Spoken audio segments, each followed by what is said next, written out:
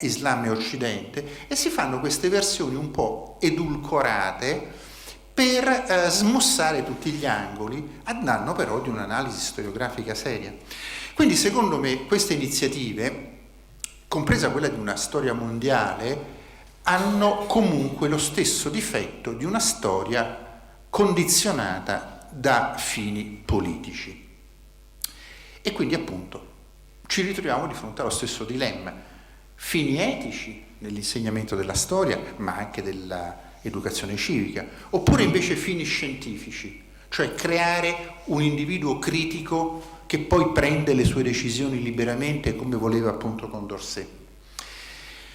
Allora, io mi interesso molto dell'insegnamento della storia mondiale e mi chiedo, e quindi pongo anche a voi la questione, se effettivamente la storia mondiale possa avere un ruolo diverso da quello pacifista.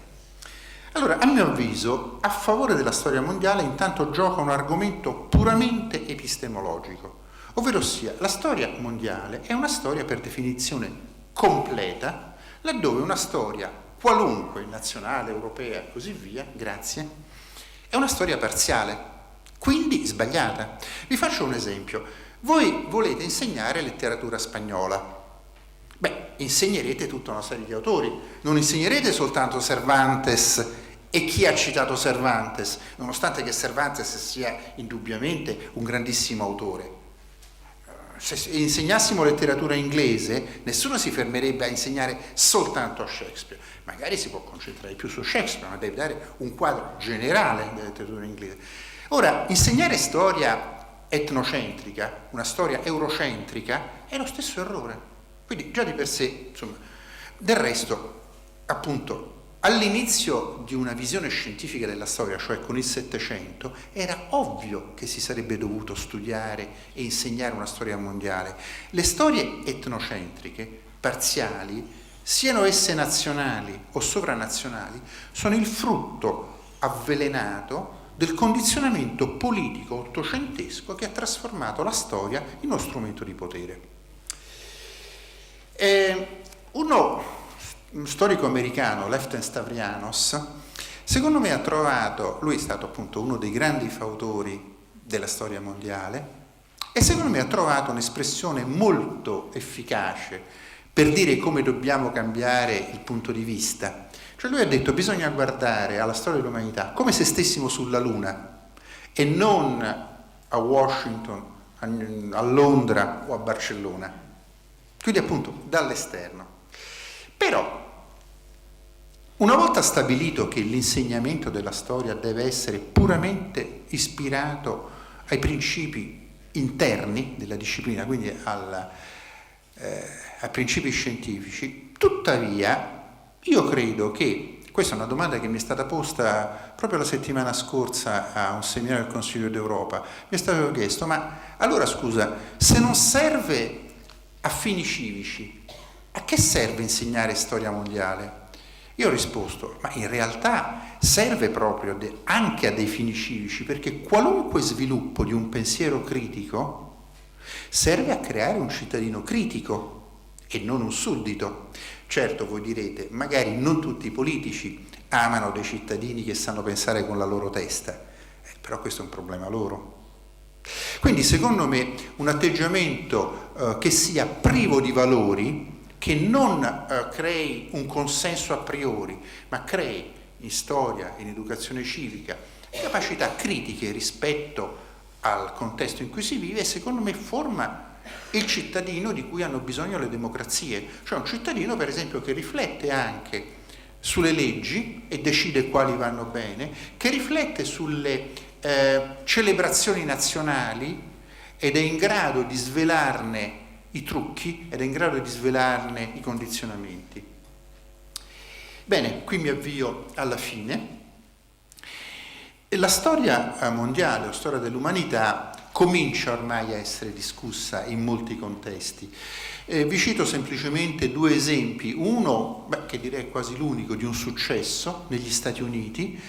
È molto interessante notare che quando la World History Association, che anche qui è una cosa molto interessante, è formata di storici accademici e di insegnanti di storia della scuola secondaria, quindi è molto importante questo rapporto molto diretto, perché consente di collegare i due campi ed esercitare in tal modo anche una pressione sull'opinione pubblica e sulla politica.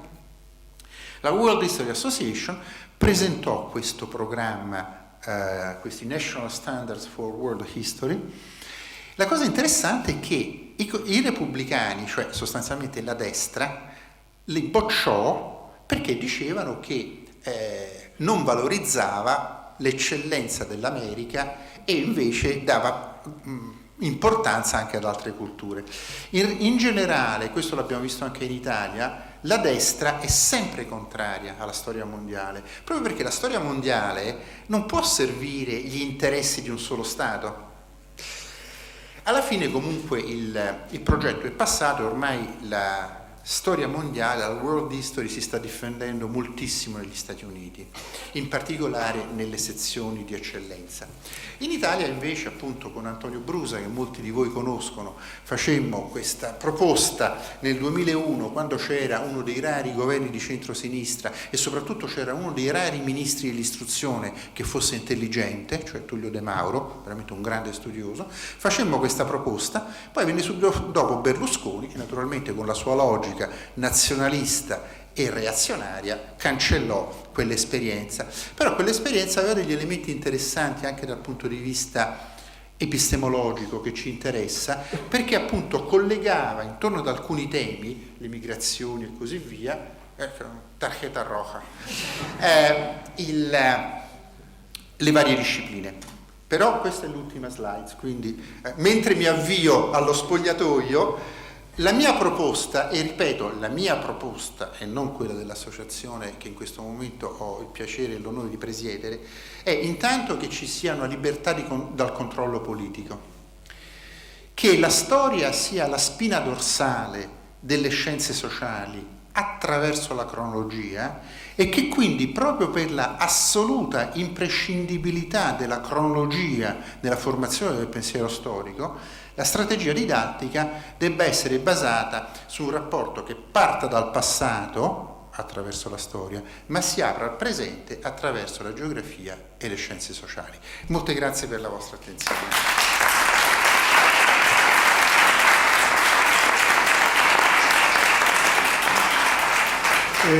Bueno, muchas gracias. Vamos a, bueno, un poquito justo de tiempo porque empezamos por retraso. Les agradezco mucho al doctor Pras y al doctor Gallani que se hayan ajustado estrictamente a los tiempos que teníamos disponibles. No sé si hay alguna cuestión, si no, pues como ya estamos en tiempo de la siguiente intervención, pues eso. A ver, sí, por favor. Bueno, mis felicitaciones a todos los ponentes, porque yo que provengo de la filosofía me siento muy a gusto en estos temas epistemológicos, que sé que generalmente a los historiadores no les suelen gustar tanto. Y bueno, la pregunta era concretamente para el profesor Prats, pero creo que con la ponencia que ha leído el profesor Gallani, en cierto modo se respondía, pero me gustaría retomarlo. Cuando se piensa en construir una comunidad científica de didactas de la historia, de didáctica de la historia, equiparable a comunidades científicas propias de las ciencias formales o naturales de carácter internacional, donde un matemático español contribuye a un conocimiento que tiene validez en España, en Reino Unido, en Italia, en Corea del Norte, en Irán. Es decir, que un matemático descubra, digamos, haga una ampliación de toda esa ciencia a un físico, la realice, no da ningún problema, a que un físico de países que tienen sistemas políticos tan lejanos al nuestro, que nos pueden resultar tan problemáticos, lo adopte como propio. La neutralidad ahí es clara.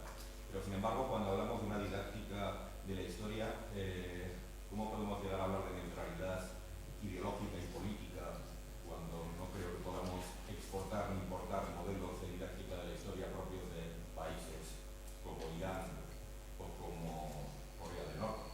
Es un problema que yo creo que más o menos estaba enunciado y resuelto, ¿no? Precisamente porque no creo que sea posible que las ciencias humanas sean neutrales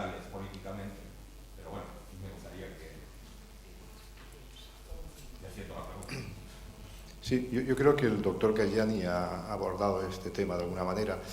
No es un problema de la didáctica de la historia, es un problema en general de las ciencias sociales y me atrevería a decir incluso de las ciencias no sociales. Es decir, que la ciencia, de alguna manera, tiene su autonomía relativa y sus reglas internas, pero está inserta en una sociedad con intereses, con presiones y con gente que paga investigación. Sí es cierto que a nivel epistemológico un matemático coreano se puede entender perfectamente como un matemático del Ku Klux Klan. Bueno, no sé si llego a tanto, ¿no? Pero de alguna manera ya me entiende. En cualquier caso, lo nuestro es una aspiración en la medida en que, cuando yo he citado que había dos tipos de organización social de la ciencia, unas, la primera que he citado, que era la que definía Merton, que son personas científicas que tienen sus relaciones personales. Conozco alguna asociación que cada año hace un convenio, un congreso, un simposio, y me recuerda una película cuando yo era jovencito que se llamaba El Congreso se divierte, que hacen turismo regional. Y lo que hacen es contarse lo que hacen. Luego he citado a Kuhn y he dicho que comparten un paradigma. El compartir el paradigma yo creo que es el elemento definitivo que puede orientar hacia una convergencia y un entendimiento, aceptando que hay áreas culturales, que hay una tradición que no es científica, sino puramente cultural, histórica, y que condiciona de una manera determinante muchas de las cuestiones de que aquí estamos hablando. Pero yo creo que la aspiración es necesaria, pero mi planteamiento no era tanto de carácter epistemológico, sino del poder político de la comunidad para hacerse un lugar en el contexto de lo que se llama generalmente la comunidad científica. Y en ese sentido sí que apostaba casi políticamente por incorporar internacionalmente a todos los que trabajemos en ello para poder, digamos, siendo la periferia de la periferia, adquirir alguna migaja que nos permita estar presentes en la generación de nuevo conocimiento y estar presentes en el reparto, de alguna manera, de las discusiones que existen en el ámbito social. Pero en cualquier caso usted lo ha planteado muy bien, yo creo que eso es un problema y como es un problema no está resuelto. Hay gente que tarda muchos años en resolver los problemas, pero el planteárselo ya creo que es un primer paso. Usted lo ha planteado y como es un planteamiento correcto, desde mi punto de vista, yo diría que ya estamos en la línea de la solución. Bueno, si no hay ninguna cosa, pues le damos paso ya al siguiente ponente, que estamos quitándole un poquito de su tiempo ya. Muchas gracias a todo el mundo.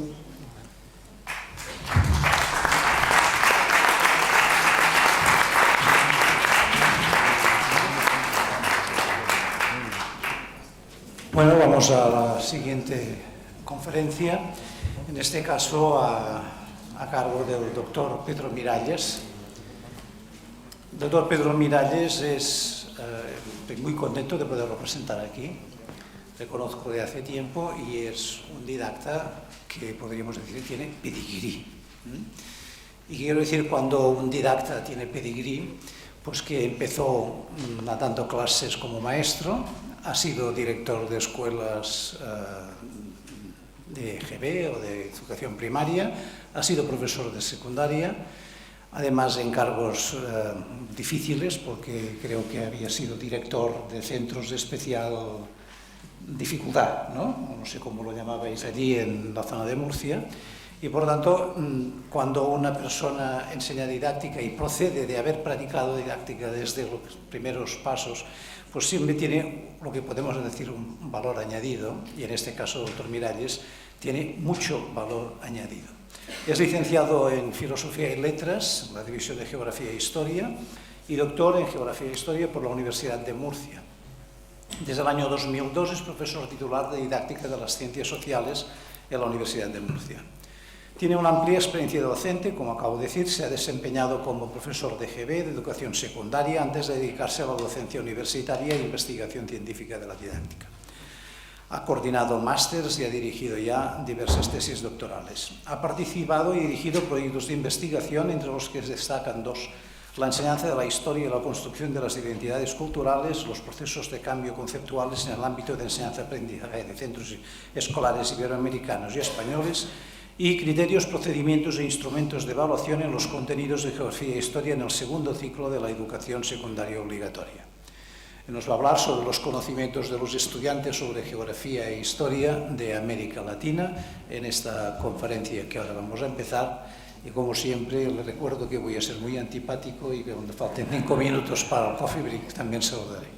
Muchas gracias. Tiene usted la palabra. Buenos días. Muchas gracias al doctor por esta exagerada presentación.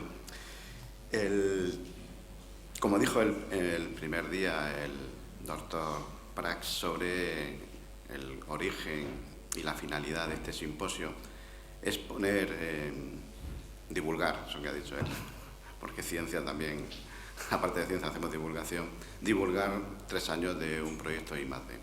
En ese proyecto I+D, la jornada de ayer, se trabajó sobre 2 de las líneas de investigación que ya en el estudio clásico también del doctor Prats se definió como los ámbitos o líneas de investigación, que en síntesis pues habla de los materiales, libros, de las normas, currículos y del profesor y del alumnado. Faltaría la didáctica del patrimonio, pero eso lo dejamos para la jornada de mañana. Además tenemos aquí algún representante de esa línea, como los doctores Santacana y Calaz.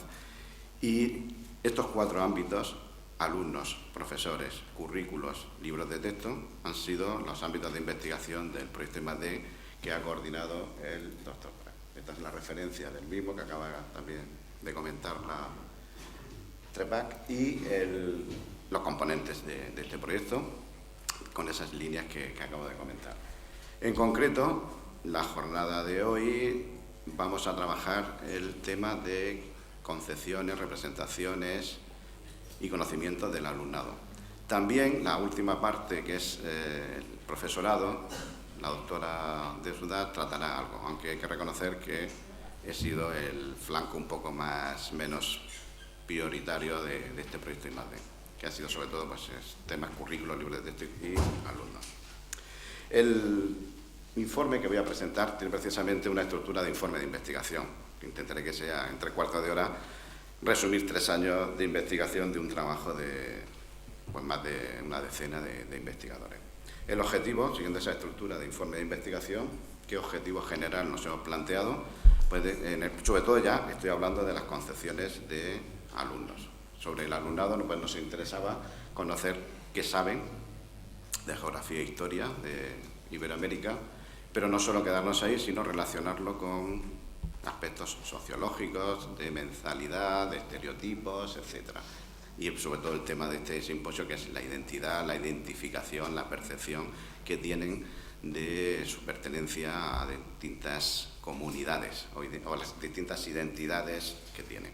Al respecto, fijamos unos objetivos específicos relacionados pues, con distintos ámbitos, tanto por un lado la parte de si existe una historia común iberoamericana, qué conocimientos tienen de esa realidad que es América Latina, conocimientos que tienen de su propia identidad nacional, si existe una identidad americana o latinoamericana en los alumnos, y luego los 3 procesos históricos básicos de construcción de la enseñanza y el aprendizaje de la historia, que es el descubrimiento, la colonización y los procesos de independencia. El tema de los estereotipos del trabajo que hemos hecho, ahora pondremos algún ejemplo de que nos interesaba de esa parte más sociológica del alumnado. Y por último, pues, el tema identitario, cómo se construye esa identidad a través de la enseñanza y el aprendizaje de la geografía y de la historia. Lo primero es una especie de estado de la cuestión muy breve sobre el tema de la identidad. En esta imagen pues, se puede resumir tanto las aportaciones de las distintas ciencias sociales a la identidad, pues contribuye desde la antropología, la sociología, la política, la geografía, la historia, pero también la identidad tiene distintas acepciones, desde la identidad individual, personal, colectiva, étnica, nacional, o múltiples, en las identidades múltiples o complejas, que es la última aportación que se ha hecho desde los estudiosos de este tema. Esas identidades están relacionadas, en este caso, con la construcción del proceso de formación del Estado-Nación. Al respecto, acabamos de oír al doctor Cayani cuando habla de la idea de nación o incluso de ciudadano soldado, para ese Estado nacional que surge, la enseñanza de la historia y de la geografía surge en el siglo XIX y se ha confundido, se ha intentado confundir lo que es la ciudadanía con la nacionalidad. Y los procesos identitarios han estado ligados a ese reconocimiento del ciudadano como miembro de un Estado nacional, y es el origen histórico de la idea de ciudadanía ligada a la nacionalidad. Al respecto, la aportación que tiene la geografía y la historia desde ese origen de los años finales del XVIII, siglo XIX, no solo, como acaba también de comentar el doctor Prats, desde la academia universitaria, el origen de que surjan las primeras cátedras de geografía e historia en las universidades, que había que formar los futuros docentes que se iban a encargar de crear esos ciudadanos con señas de identidad, y la geografía y la historia estaban con esa funcionalidad. Esos ciudadanos patriotas, como acabamos de también, vuelvo a insistir en lo que acaba de comentar, las citas que ha puesto el doctor Cayali. Al respecto de estos ciudadanos patriotas, hay que reconocer que estas señas de identidad, como ayer dijo el doctor Carretero, basculan entre la concepción, citando a Marta Nussbaum, entre considerar, conocer mi nación o amar a mi nación, entre los objetivos de la Ilustración y los objetivos del romanticismo. Los objetivos del romanticismo están ligados a estos conceptos de ciudadanía, identidad, pertenencia, o los conceptos más ilustrados, que es el otro ámbito de estudio o de objetivo para el estudio de la historia, que es la formación de ciudadanos que sepan pensar, no sabemos si históricamente, pero por lo menos el enseñar a pensar como objetivo ilustrado de la enseñanza de la geografía y de la historia. No decimos nada de formar soldados, porque eso estaría dentro del primer ámbito del romanticismo, de esos ciudadanos patriotas. Como veis, y voy intercalando por ahí alguna, aunque no está el doctor Carretero, por eso no lo he puesto por eso, porque sabía que no estaba, tenemos unas ilustraciones de libros, precisamente la bibliografía va en imagen de las distintas aportaciones del doctor Carretero al tema. Aquí tenemos otro libro suyo, que habla precisamente de cómo los libros de texto o cómo la enseñanza de la historia sigue hoy día cargada de ese sentimiento de memoria colectiva. Y es preciso, en el 2013, citar pues dos, no sé si anécdotas o dos comentarios recientes de dos políticos españoles. Recientemente la secretaria general del Partido Popular ha comentado en el proyecto de nueva ley de educación, la finalidad de la misma es diseñar un modelo educativo para que los futuros españoles sepan que deben sentirse orgullosos y defender a su país. El ministro de Educación, José Ignacio Per, ha afirmado recientemente que el interés del gobierno español en Cataluña es españolizar a los niños catalanes. O sea que no ha cambiado ni lobo sin sole desde los orígenes en las escuelas de la enseñanza de la geografía y la historia. Seguimos con esa formación de identidad colectiva, patriótica, etc. Al respecto del concepto de identidad, hay otro concepto parejo, que es el concepto de alteridad. El tema de la alteridad es fundamental porque, en nuestra opinión, la identidad se construye con referencia a los otros. Las distintas identidades que tiene la persona van parejas al concepto de quiénes son los otros con los cuales nos relacionamos. Por tanto, la identidad y la alteridad hay que tenerlas en cuenta, porque no existe esa identidad sin remitirnos a las otras personas con las cuales convivimos. Esa idea fundamental que hay que tener en cuenta pues hace que el concepto de globalización, el concepto de integración de escalas, el concepto de una nueva identidad que parte de lo local, pero que nos inserta en una realidad global, y ese fenómeno que es ambivalente. Cada vez vivimos en una sociedad más global, pero cada vez los aspectos locales tienen más importancia. Cito a los sociólogos que han trabajado ese concepto que aparece ahí, que es el de glocalización, como Ulrich Beck, Bauman, Carr, que han trabajado esa integración, esa unión entre lo global y lo local. Hoy día, en una sociedad cada vez más globalizada, las realidades particulares, locales, cobran más importancia. Y también al respecto, pues recordar que es un tema clásico de debate en la enseñanza de la historia. Aquí tenemos presentes a personas que en los años 80 ya escribieron sobre la importancia de la historia local, como los doctores Prats, precisamente, o el doctor Jesús Domínguez, y esa realidad local identitaria relacionada con la realidad global es algo que no podemos perder de vista a la hora de diseñar los procesos de enseñanza y aprendizaje de la geografía y la historia. En definitiva, la integración de escalas es algo fundamental en los procesos de identidad y de alteridad y en los procesos de enseñanza y aprendizaje de la historia. Hoy día, en la sociedad, como hemos visto, cada vez más globalizada, las realidades de integraciones de procesos económicos, culturales, etcétera, en esa realidad también, o ese pensamiento postmoderno, lo que nos hace es desarrollar unas identidades múltiples, unas identidades complejas, que no están, por supuesto, ligadas solo a una realidad.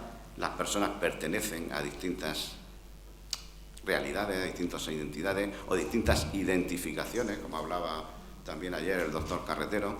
Esas identidades que están mediatizadas por esos procesos actuales de globalización y posmodernidad hacen que el concepto de identidad sea múltiple y que nadie tenga una sola identidad. Es un proceso complejo el proceso identitario.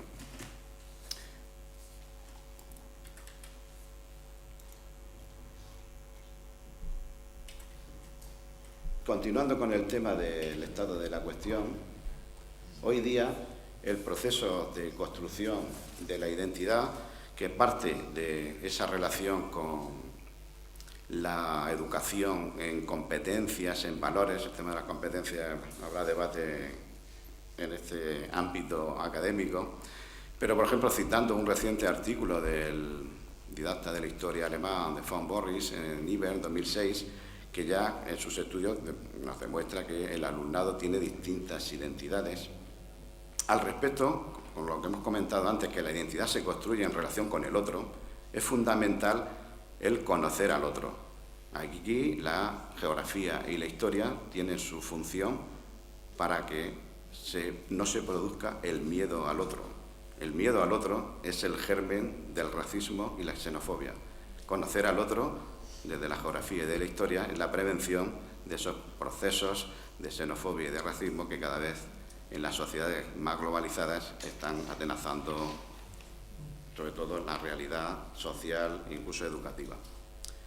Por tanto, la enseñanza de la historia sigue teniendo esa vigencia y esa utilidad práctica en la prevención de estos fenómenos que he comentado.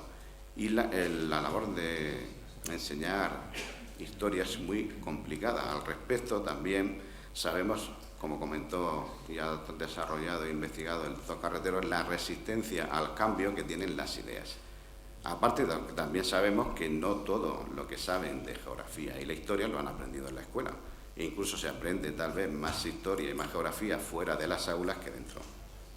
Y esos procesos de resistencia al cambio, que de eso la doctora Concha Fuentes sabe, el doctor Prats, en el proyecto que tuvisteis de investigación, un proyecto de máximo reconocimiento, Consolider Ingenio, esos procesos de resistencia al cambio de las concepciones y de las ideas de los alumnos es donde entra en función social, de la función social que acabo de comentar, de la enseñanza de la historia, y ese proceso de larga duración. Bueno, podemos citar aquí los procesos clásicos de Brodel, todo lo que tiene que ver con las mentalidades, son fenómenos de larga duración.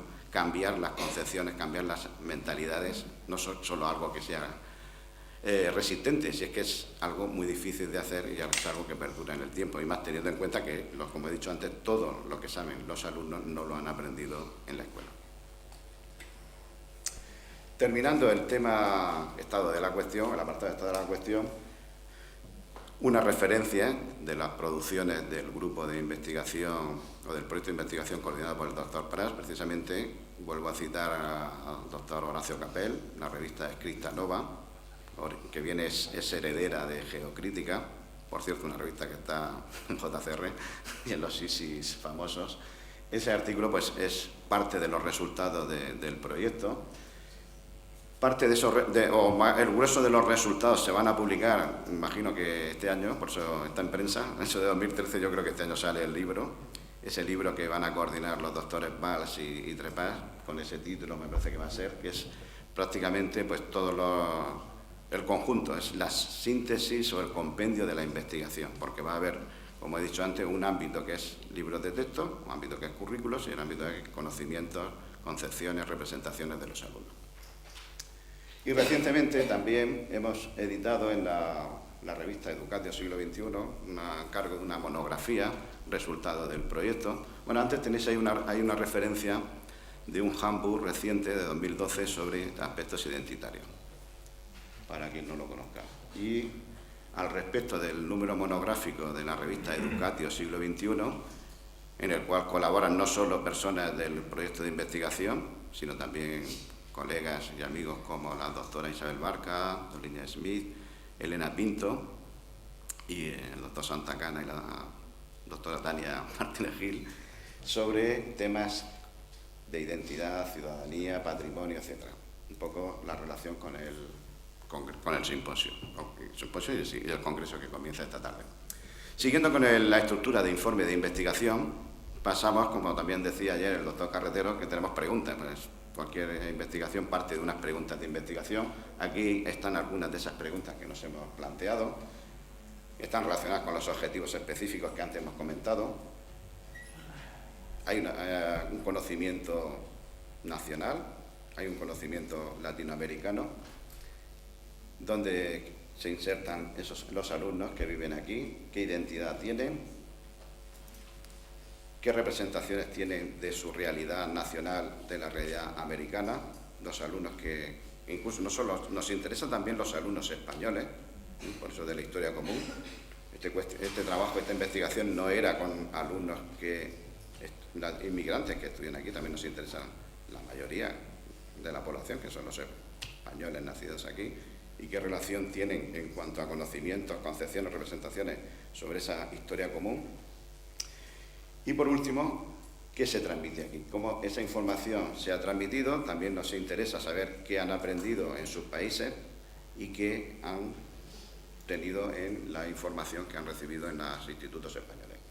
De esas preguntas pues surge un problema principal de investigación, hay otros problemas secundarios, solo hablaré del problema de investigación, que es el desconocimiento. Partimos de que hay un problema de que se desconoce esa historia, esa realidad común, esa geografía, esa historia, esos aspectos sociales de América Latina. Método de la investigación. El método ha sido un diseño de tipo cuantitativo y descriptivo. Se han empleado dos instrumentos, herramientas de investigación, una prueba de conocimientos. Este es el cuestionario que se editó.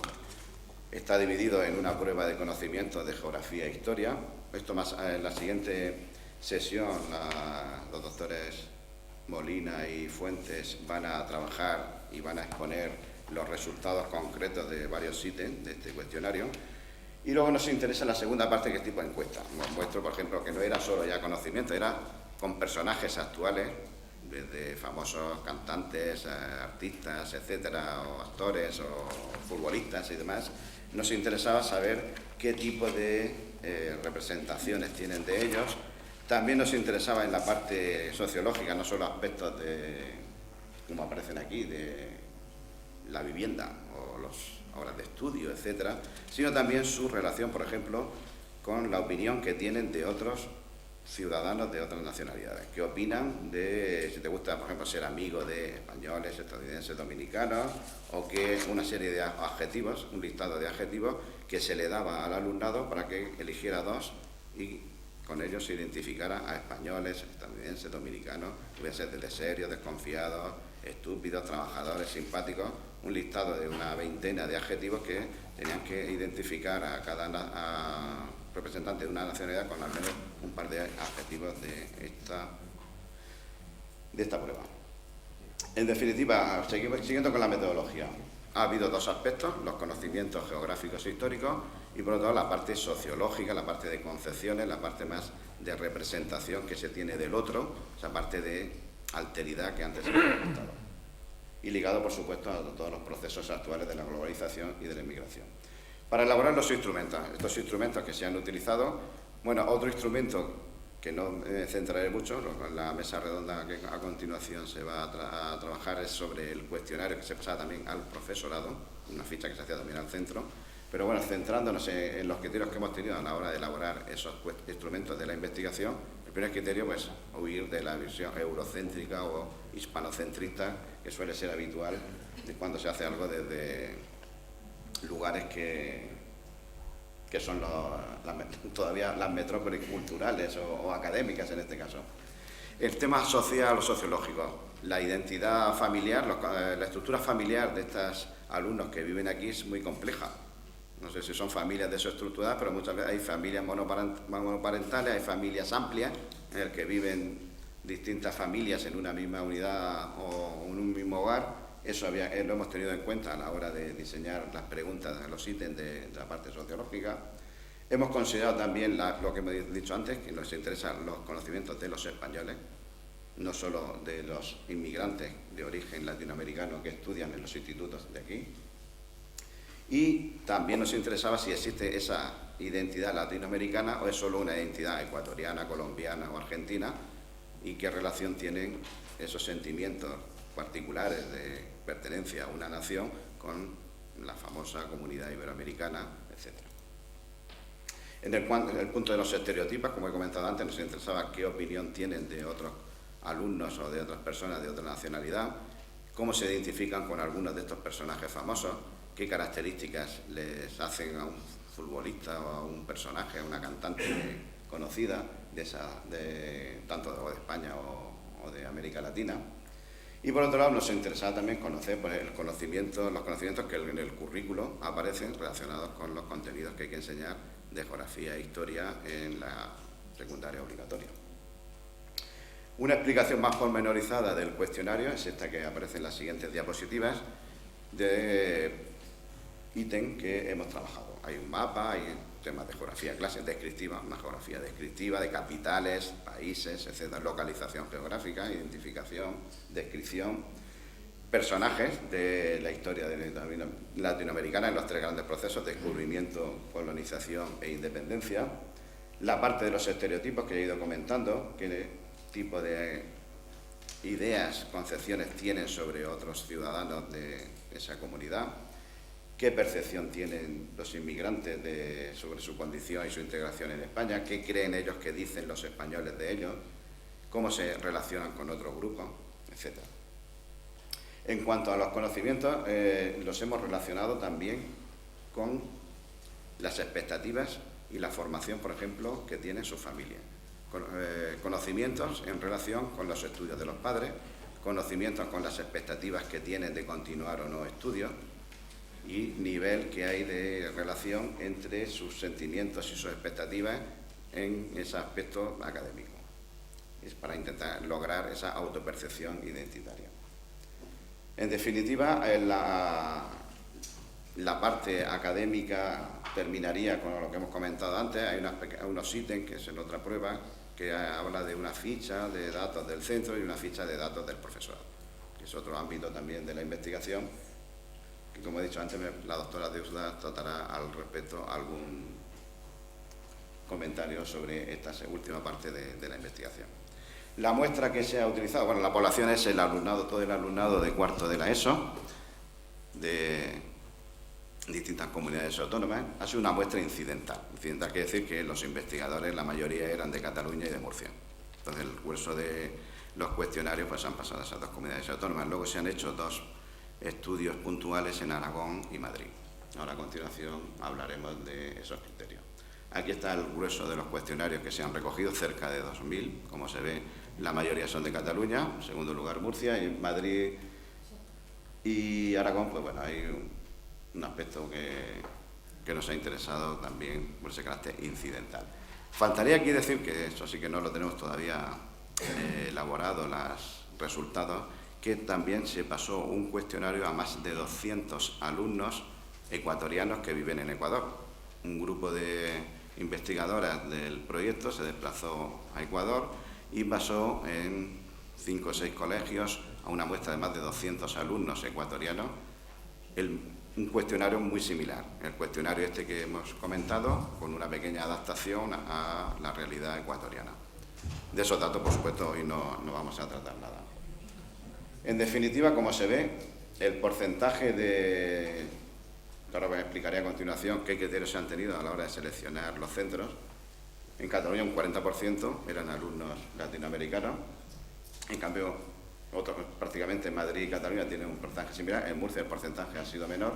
Y en Aragón, porque hicimos ahí un estudio muy breve y sencillo, que precisamente la mayoría son prácticamente iberoamericanos, los alumnos encuestados. Los criterios a la hora de seleccionar los centros han sido los que aparecen ahí. Nos interesaba el porcentaje de inmigrantes latinoamericanos que había en centro. A la hora de hacer una estructura de tipología. La tipología de los centros es esos 3 tipos que hemos seleccionado. Entonces nos interesaba centros que no tuvieran inmigrantes, centros que tuvieran un porcentaje significativo y centros que tuvieran muchísimos inmigrantes, centros que tienen cerca de un 50% de inmigrantes. Entonces, de esos, un 20% de los alumnos encuestados están en centros que la mayoría o la mitad son de origen latinoamericano. También nos interesaba que hubiera una distribución socio-urbana diferente, la tipología del centro, sobre todo son centros públicos y concertados, hay un caso también de algún centro privado aquí en Cataluña. Y luego, sobre todo, nos interesaba también la presencia. Ya sabemos que los ecuatorianos son la mayoría, pero que hubiera también de otras nacionalidades como Bolivia, Argentina, Brasil, etc. El procedimiento que se ha hecho, los propios investigadores se han desplazado a los centros y han encuestado a todo el alumnado que estaba en el aula, no solo a los de origen, por supuesto, latinoamericano. Se ha trabajado sobre todo especialmente con centros, como he dicho, de un mayor porcentaje de población inmigrante. Se ha hecho ese cuestionario a los profesores, incluso en el caso de Ecuador se han hecho entrevistas cualitativas a los docentes ecuatorianos. Como he comentado antes, se iba con una ficha de centro para identificar esos indicadores que aparecen ahí de cada centro, aunque ya teníamos un estudio previo para haber seleccionado ese centro con los porcentajes de alumnado que existía en ese centro. Se ha pasado el cuestionario a todos los grupos posibles. Cuando se iba a un centro era de carácter extensivo, intensivo. Se encuestaba a todos los posibles grupos de ese instituto. Y como he comentado antes, pues hemos jugado con el porcentaje de público, privado, concertado, urbano, periurbano e incluso centros rurales. Voy a ser muy breve, sobre todo por seguir lo de la estructura del informe de investigación, porque a continuación en la mesa redonda va a trabajarse el tema de resultados, que es decir, los conocimientos que tienen los alumnos. Entonces, en este aspecto intentaré ir más rápido para que mis compañeros se centren en el tema de los resultados. Resultados. Aquí hemos dividido los ítems del cuestionario en 5 ámbitos. Por un lado, la parte descriptiva, geografía descriptiva, los procesos históricos clásicos, descubrimiento, colonización, independencia, y el tema de personaje. Eso que hemos comentado antes, que los personajes nos interesaba por un lado por ver estereotipos, pero también nos interesaba como aspecto más de historia contemporánea o de ciencia política, porque pues, había fotos de Hugo Chávez, de Fidel Castro, etcétera, qué tipo de conocimientos tenían determinados personajes latinoamericanos. Estos son medias sobre 10. Conclusión, saben muy poco. Bueno, de esto y de otras cosas. Ya sabemos que el alumnado, los conocimientos, yo creo que los tienen, pero se les olvidan. Los que damos clases al respecto en las facultades, alumnados que la mayor parte de los grados o estudios de maestro son alumnos que han tenido una nota de selectividad pues elevada, suelen entrar, no son los últimos que entran con una nota baja. Todos conocemos ejemplos de los niveles de conocimientos que tienen, desconocimientos graves, flagrantes, de aspectos históricos y geográficos en general. Bueno, pues en definitiva aquí lo que más saben, que no llegan al aprobado, un 4,4, es sobre geografía descriptiva. Y luego también la parte de la colonización, pues bueno, está por ahí, en 4,4. Todo lo demás, sobre todo la parte del descubrimiento, no llega al 2,5. No me extiendo porque esto lo veremos a continuación. Con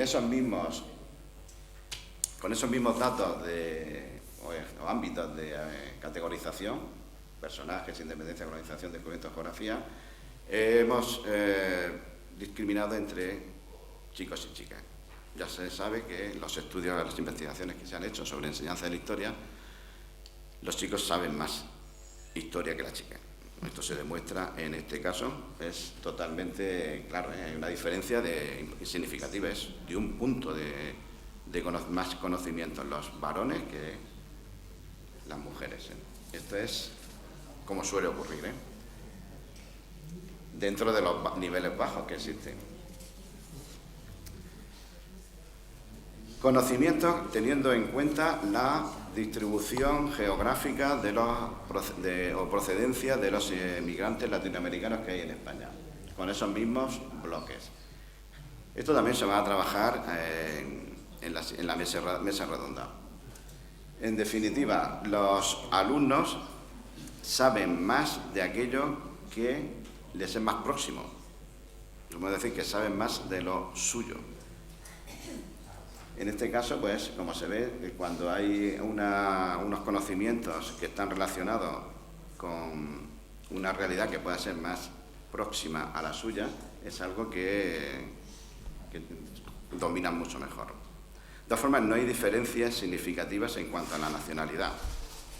O sea que más o menos, si se ve, tanto los españoles como los de distintas procedencias latinoamericanas, los valores son similares. Y cuando hay alguna diferencia, es más bien porque son los ítems que les son más próximos a ellos. En este caso, como se ve, el conocimiento es similar. Luego veremos también otro ejemplo, si hay diferencias o no, como por clase social. Sí hay diferencias por clase social. Está claro que aquellos alumnos que pertenecen a un entorno sociocultural más acomodado, hay un punto de diferencia con los de clase o estrato social más bajo. Hemos hecho un estudio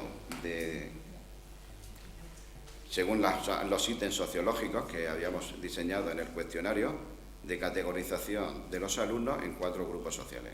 En esos 4 grupos sociales se ve que los conocimientos hay una diferencia significativa de los de clase más alta a los de clase más baja. Lo que no hay ya mucha diferencia es teniendo en cuenta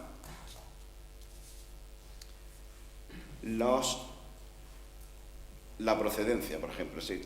Que los latinoamericanos que son de clase baja saben lo mismo que los españoles de clase baja. En la que sí hay diferencia es en otras nacionalidades. Como se ve, la gran diferencia que hay en el gráfico. Por eso, ¿por qué? Porque otras nacionalidades te encuentras a alumnos procedentes de Reino Unido, Alemania, Italia, que esos tienen un nivel cultural más elevado, y alumnos procedentes del Magreb, Asia o África subsahariana. Entonces, claro, en otras nacionalidades sí que se ve un desnivel, pero en el resto no hay grandes diferencias en relación con el origen, tanto español como latinoamericano, y clase social. Eso es un cierto éxito del sistema educativo español. El sistema educativo español es criticable, porque es excelente, por ahí se dice, pero por lo menos es igualitario. Al respecto, esa única ventaja que tiene, yo creo que se va a perder, esto ya al margen del aspecto académico. Los proyectos que tenemos ahora mismo de leyes educativas van a dinamitar la igualdad. La excelencia no creo que la consigan tampoco, pero la parte de la igualdad está en cuestión con lo que se nos ha comentado de reválidas, etc. Siguiendo con los aspectos de relación entre conocimientos, clase social y en este caso comunidad autónoma, como hemos dicho, las 2 comunidades principales han sido Cataluña y Murcia. Pues bueno, también que esto es un tema polémico, que se habla que si los alumnos catalanes, ya sabemos, y eso ha escrito el doctor Pras, los alumnos catalanes dominan también el español como los de Valladolid. Bueno, pues en el caso de la geografía y la historia, los alumnos catalanes y murcianos saben lo mismo, que es poco, pero lo mismo. En este caso, la clase social, incluso como veis, es que es igual. Los de clase baja, catalanes y murcianos, igual. Y los de clase alta, vamos, es que es significativo, ¿eh? No hay diferencias sociales en el Estado español y académicas dentro de las comunidades autónomas. Diferencias de conocimiento por clase social y por residencia. Bueno, otro análisis que hemos adelantado antes, según los estudios de los padres. Pues igual, si los padres tienen estudios superiores, más de un punto de diferencia con los padres y madres de los alumnos que no tienen estudios. Esto también es clásico de los estudios de PISA. Incluso se habla por ahí que es determinante en los niveles de resultados de PISA la extracción social del alumno. O sea, que el alumno aprende un porcentaje, eso que hemos dicho antes, que el alumno aprende conoce muchas cosas fuera del aula. En este caso, el nivel cultural familiar influye con el nivel académico y de conocimiento de los alumnos. Aquí hemos visto, igual que antes hemos visto la variable clase social, la variable estudios del padre y de la madre, hace que los resultados sean significativos. Un punto de diferencia es importante, porque nadie llega a pasar el 4, un poco más del 4. Otra variable que hemos utilizado, las expectativas del alumno. Aquellos alumnos, que son la mayoría, que tienen interés en continuar sus estudios en el bachillerato, o los que no quieren continuar ningún estudio, están destinados al mercado de trabajo a corto plazo, la diferencia es de más de un punto, 1,2, de diferencia entre los que piensan seguir estudiando y los que no piensan estudiar. Y al respecto, pues la mayoría de los alumnos, incluso aquí tenemos tanto por distribución geográfica, piensan seguir estudiando en el bachillerato. Prácticamente en todas, hemos dividido en 3 grandes ámbitos, la extracción americana y los españoles.